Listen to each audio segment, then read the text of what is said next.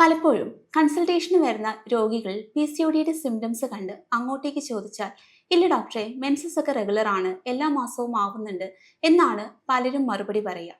എന്നാൽ എല്ലാ മാസവും പീരീഡ്സ് ആയാൽ കൂടി മറ്റ് പല സിംറ്റംസും PCODയിലേക്ക് വഴിതെളിക്കാറുണ്ട്. അങ്ങനെയുള്ള സിംറ്റംസ് ആണ് പുരുഷ ഹോർമോണിൻ്റെ അതിപ്രസരം കാരണം ഉണ്ടാവുന്ന മുഖക്കുരു, മുടി കൊഴിച്ചിൽ, അല്ലെങ്കിൽ താടി മീശ പോലുള്ള ഭാഗങ്ങളിൽ പുരുഷന്മാർക്ക് സമാനമായിട്ട് രോമവളർച്ച ഉണ്ടാകുക. ഇതൊക്കെ തന്നെ PCODയുടെ ലക്ഷണങ്ങളാണ്. ഇനി ചിലരിൽ ഉണ്ടാകുന്ന മറ്റൊരു പ്രശ്നമാണ് മെൻസസിൻ്റെ ഏറ്റക്കുറച്ചിൽ. 21 ദിവസം മുതൽ 35 ദിവസം വരെ എപ്പോൾ പീരീഡ്സ് ആയാലും നമുക്കത് നോർമൽ സൈക്കിളായിട്ട് കൺസിഡർ ചെയ്യാം. പക്ഷെ ചിലരിൽ അത് റിപ്പീറ്റഡ് ആയിട്ട് 21 ദിവസത്തിൽ മുന്നേ മെൻസസ് ആവാൻ ചാൻസ് ഉണ്ട്. മറ്റു ചിലരിൽ 35 ദിവസത്തിന് ശേഷം പീരീഡ്സ് ആവാനും ചാൻസ് ഉണ്ട്. ഇങ്ങനെയുള്ളവരിൽ PCOD ഉണ്ടോ എന്നുള്ളത് നമ്മൾ റൂൾ ഔട്ട് ചെയ്യേണ്ടിയിരിക്കുന്നു.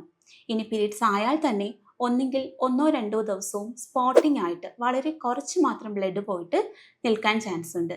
മറ്റു ചിലരിലാവട്ടെ പീരീഡ്സ് തുടങ്ങിയാൽ നിർത്താതെ ദിവസങ്ങളോളം തന്നെ നീണ്ടു നിൽക്കാനും കാരണമായേക്കാം.